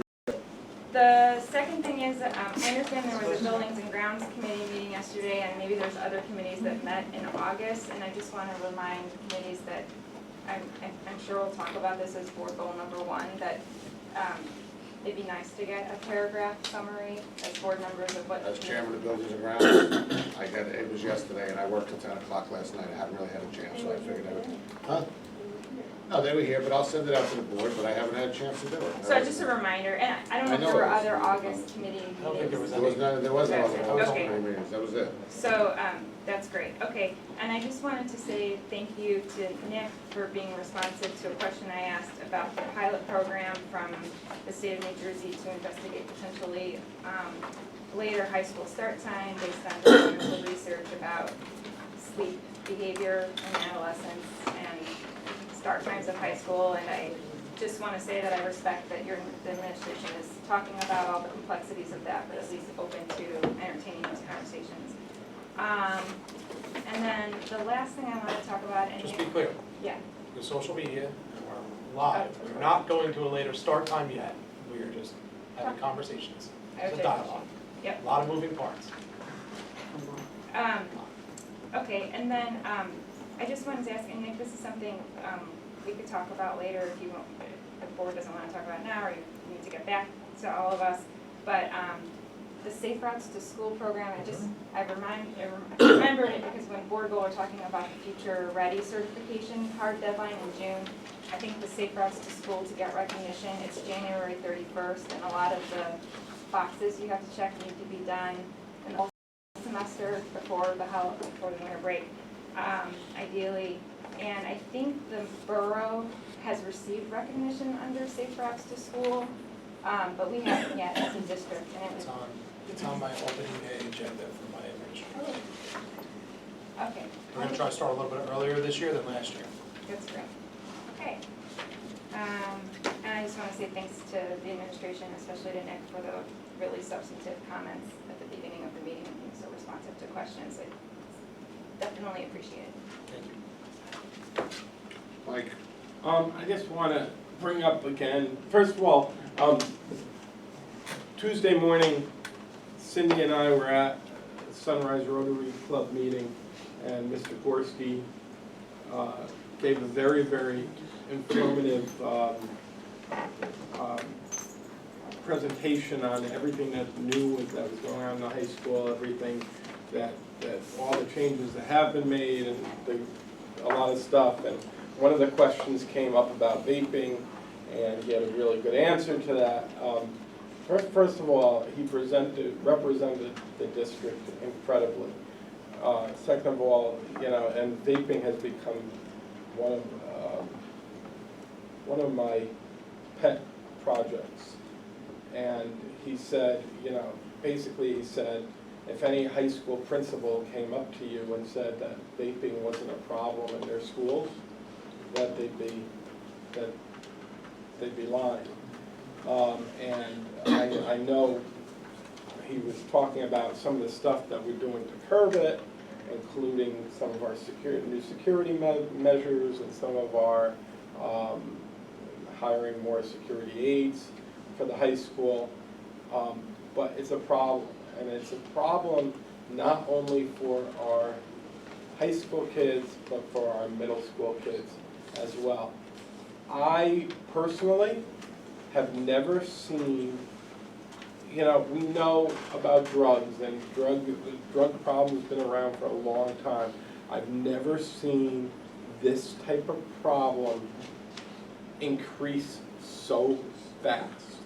that it's almost become a normal thing, and some kids that you would never think would have gotten involved in it, and they have made new devices now that you can't even detect it. They could blow the smoke into their shirt, and you wouldn't even know that they were doing it. And the pens that they use plug into a USB, and it almost looks like a USB, like a flash drive. I just want to relay to the outside world, please talk to your children, watch your children. I know of a kid 2 years ago that burnt down their house because of hiding a battery charger for one. So besides all of the new research that is coming in is how much damage it's doing to kids' lungs besides their brains that aren't fully developed yet. So it's a horrible problem. Just wanted to. Thank you. Anybody else? Yeah, first I would like to request respectfully that the chairs of the Personnel and Curriculum Committee share the agenda as soon as you have it for your next committee meeting. I would like to see the agenda. I really want to wish good luck to the students and teachers in this new school year, and to fellow parents as you embark on this new academic year, especially to kindergarten and pre-K parents who are new to the district. Expect nothing but excellence, wish for the star landing in the moon. I wanted to say this is very important. Regardless of the issue or concern that a parent may have, and I'm a parent also, whenever we contact a district employee, a district staff, from the person that mops the floor to the superintendent, we need to make sure we do so respectfully, either in person, on the phone, or email. It doesn't matter how much money you have. It doesn't matter what you do for a living. It doesn't matter if you have a business card, you flash it. We need, everyone needs to be treated with respect. Our staff, they do an amazing job, and I have read in other districts where parents have been very rude, harassing school staff members and intimidating teachers to even change grades. Our children learn not by what we say, but by what we do. And there's a record of everything. I am proposing to the board, and I would like to see a thumbs up or down, that we entertain a discussion as a board, and we invite the community, of course, to listen to what they have to say. I would like to see a thumbs up or down on these two new ideas that I'm presenting. The first idea is broadcasting our public meetings on cable. I believe this will increase transparency and provide more access to district information to parents, and bring more accountability for our actions to the entire town. Not everyone is on YouTube. I believe it's about time that we had the public meetings on the Access channel on cable. If it's good enough for the council, it should be good enough for this elected body as well. Also, I would like to request respectfully that the board considers at our next workshop meeting, begin the discussion of the possibility of moving future November elections to April. I believe we need to get partisan politics out of the school board election and return the residents of Furlong the rightful right to vote up and down on the budget. And I would like to see a thumbs up or down in our Furlong board members who would like to add this on the workshop agenda for September. Having broadcasting our public meetings on Furlong TV, and begin the discussion of moving future elections from November to April. Just up and down. Start with the TV. Point of order. I'm gonna say, I'm letting him finish, because I'm always accused that I like around. First of all, you're asking everybody to give a thumbs up, we need more information on both issues. That's why we wanna discuss it Can I, at the can I workshop just, meeting. can I please now finish? You proposed this question to me as, in an email as a president, and I said to you, I would get back to you as soon as I got more information after I spoke to Mr. Garcia, Ms. Bartley, and Elise. You said you were gonna bring it up, I said, fine. You wanna bring it up, bring it up. So, if everybody wants to discuss it, we need to get a lot more information, so you wanna just have it that, everybody wants to see if they wanna put it on the work session next month, then put it on the work session next month. So, who is in favor of putting both items on? No, I was gonna make a comment. Oh, you can, go ahead. No, I'm not in favor of either one. First of all, we've looked at cable, how many times? And there's a lot of reasons it's not gonna work. And I think the YouTube channel is just fine. You can go back, you can look at it, you can rewind, you can slow motion, whatever you need to do. Cable is also dying. I mean, you got Hulu, you got Netflix, you got things I never heard of. So, you know, cut the cable, blah, blah, blah. Yeah, because I'm old, that's exactly right. I still have cable, but my daughter doesn't watch cable. They do everything on a computer. So I think that ship is sailed. Regarding the, switching back to the April elections, and I was talking to Nick about this, and there's an old Vulcan saying that says, only Nixon could go to China. If you remember, I was the only one that voted to leave it in April. I was. I was the only one. There was, you know, and there's a lot of reasons to do either one, and I didn't want to leave it. I didn't want to move it from April. My greatest fears have not come true, that it was going to be Republicans, Democrats, Independents, Libertarians. That hasn't happened, okay? It did get a little more political in that it's a lot more, you know, rubber chicken kind of deals where you gotta go meet people, you gotta get signs, you gotta walk the streets. It's been a lot of that.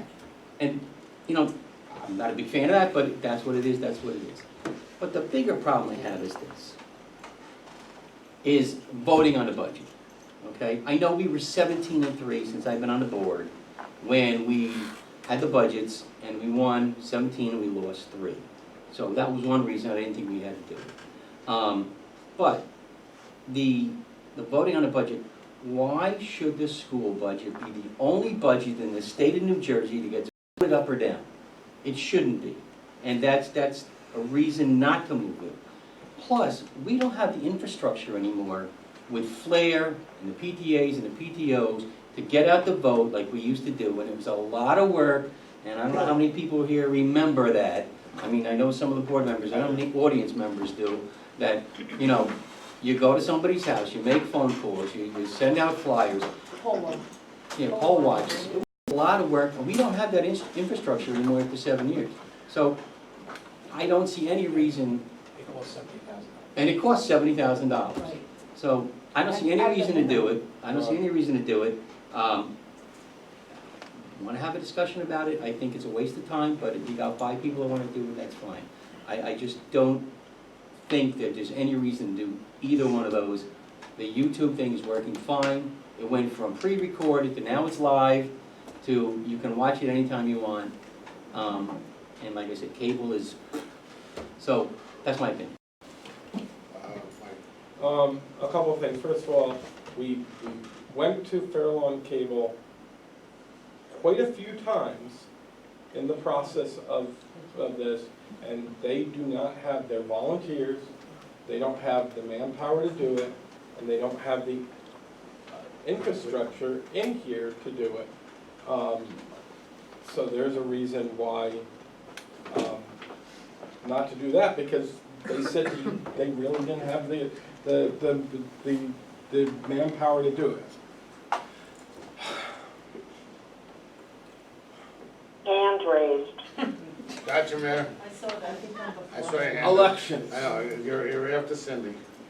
There's been some negative things about moving the election, and I do remember, Gene, that you originally went out. And there's been some positive things.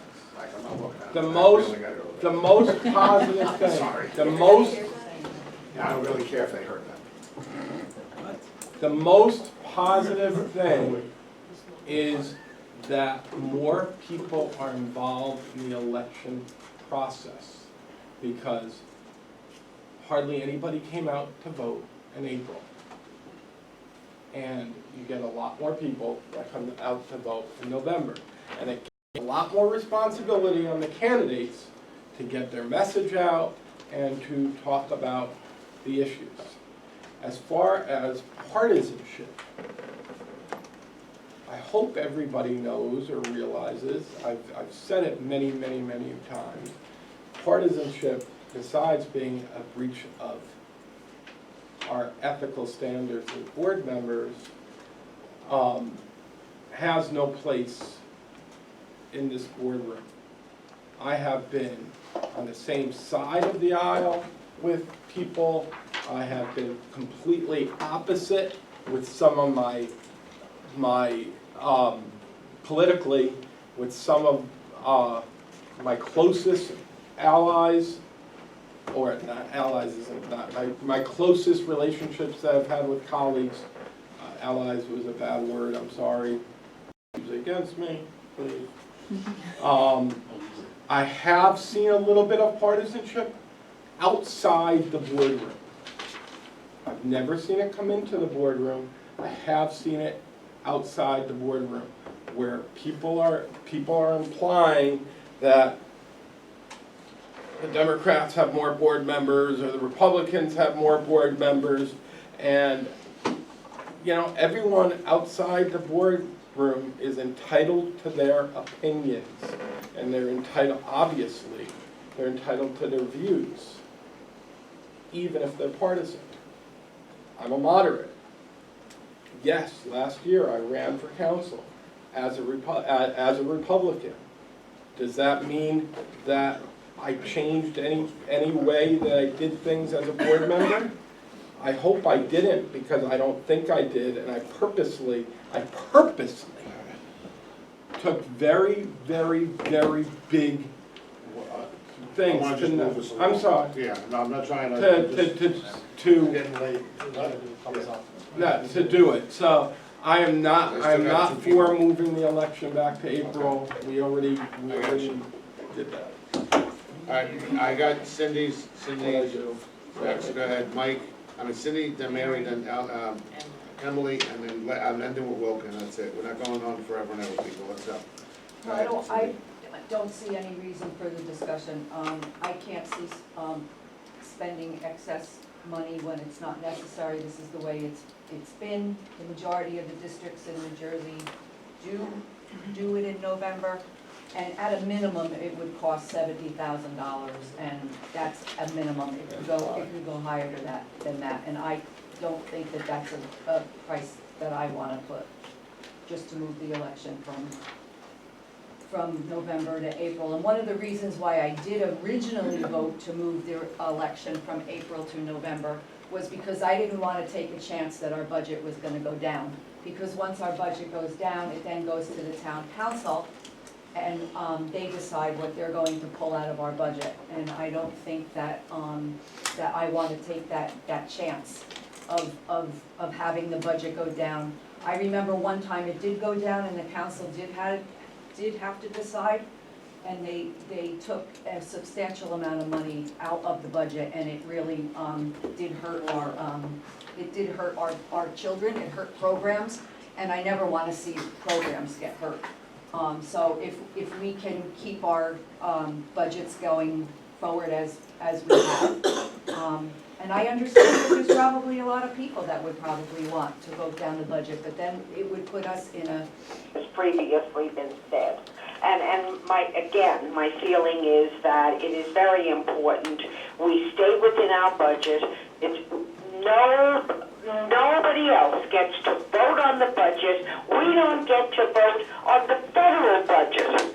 Nobody votes on a budget. Now we want people to vote on the school budget. But in terms of our elections being political, it's up to us as candidates to keep these elections non-political. The candidates must keep the elections non-political. Gene stated it well, we can't stop people from thinking what they think, we can't stop other people from saying what they want to say, but as candidates, we can do something about it being a political situation. It's up to us who are running. It's up to us who are running to run a polite and respectful campaign. Not a campaign where we start throwing mud at each other. Nothing is to be served. We're all supposed to be there for the children, for all children. So it's up to us, and we have to, look within ourselves on this. Thank you, Mary Ellen. Okay, so, I mean, I understand that there's a history with the cable television, if circumstances have changed at all, or if there's some outside of the box way to enhance the capacity. Jane, I have to disagree with you. In my world of research, that probably would watch our meetings if it were available on cable who aren't gonna access it on YouTube.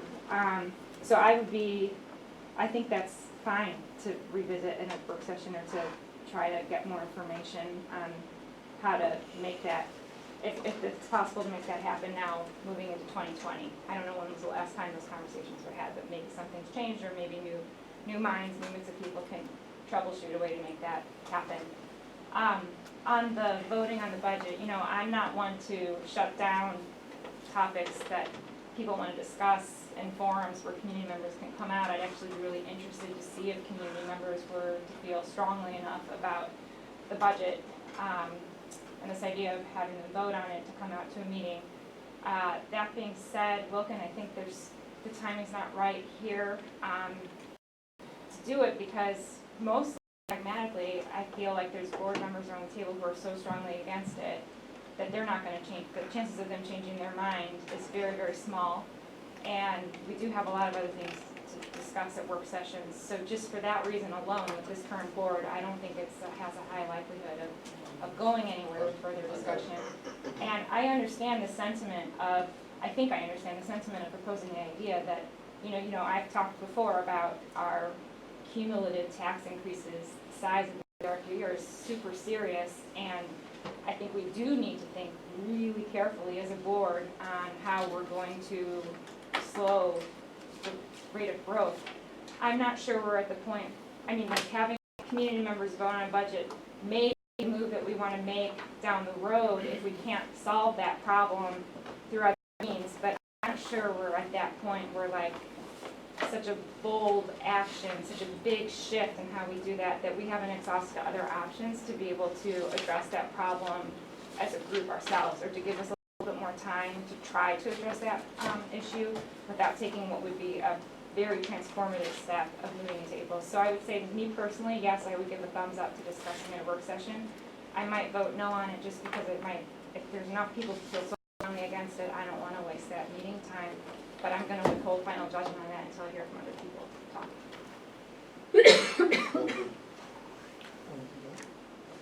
Can you go first? Well, at least wants to speak. So Yeah, I'll go last. Let's just keep the comments to 3 minutes, please. I'm just saying, 'cause it's getting late and stuff, we're just going around in circles. We only want to know whether we're going to do it or not, but go ahead, Mark. I just wanted to comment on the cable vision. If we can extend our meetings to whatever avenue we can do it so that more people are aware of what's going on, I think that's to our advantage. I know that, as Michael said, there is a problem with the equipment.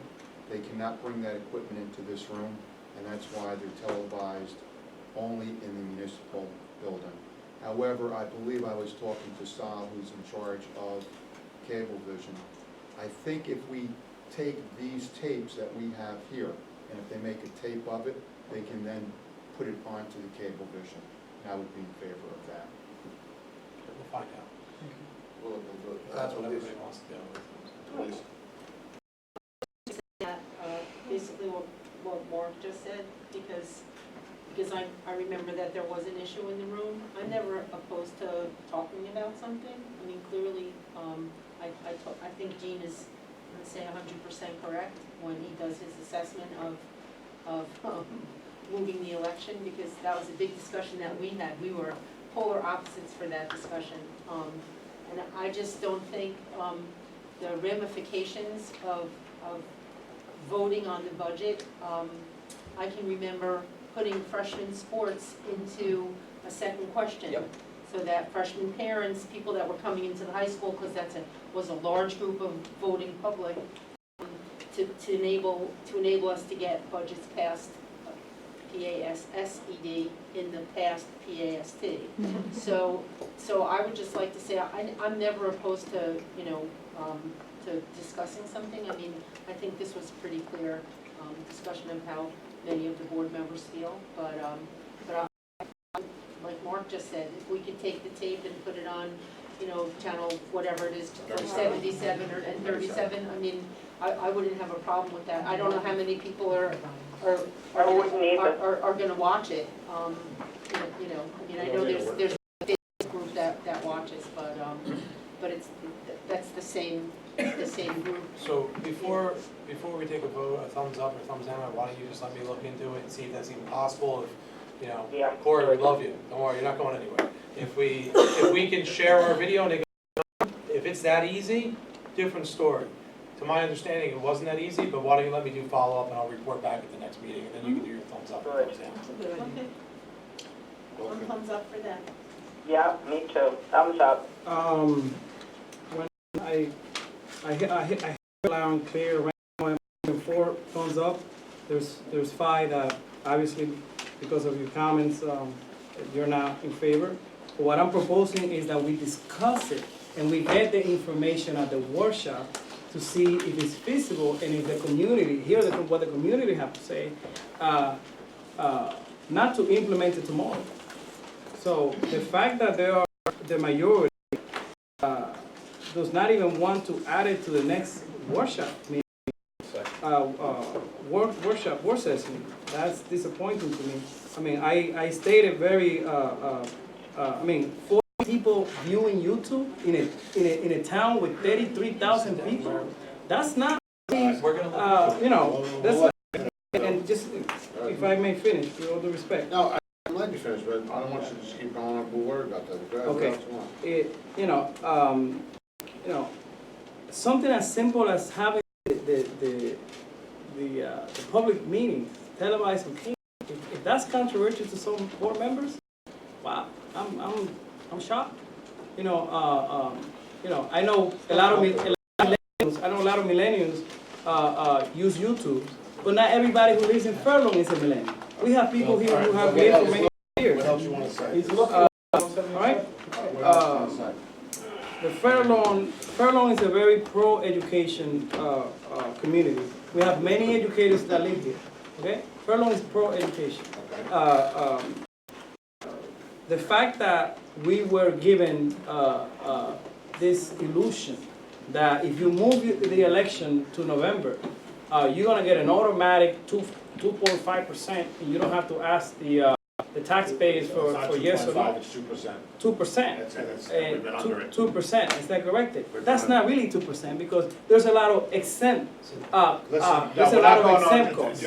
What else you gotta say, because I gotta end it now, because we're just going on and on about it. The taxpayers of Furlong do not have unlimited. They have the right to vote up and down the budget. I'm sorry. And I would like to add it on the I'm sorry, workshop meeting. Mr. Santana, I just want to put a stop. We started off, first off, as superintendent, nobody even asked me my recommendation. That's neither here nor there right now. We started off by saying, can we have a thumbs up on whether or not we want to have this conversation later at a work session while we're having the conversation right now?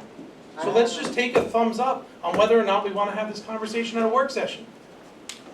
Wait, which conversation? Not the TV. I'm going to look into the Okay. TV separately to find out if they could just take ours and use it, and I'll report back at the next meeting, and we could have that conversation. Right now, we need to take a thumbs up on whether or not we even have a conversation about moving the election.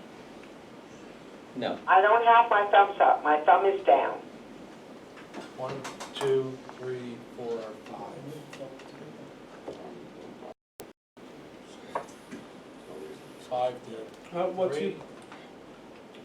Some people are not even putting So the. we have a couple abstentions, but we have 5 no's. 5 no's, so we're not talking Not about it. having this conversation. Okay, This room.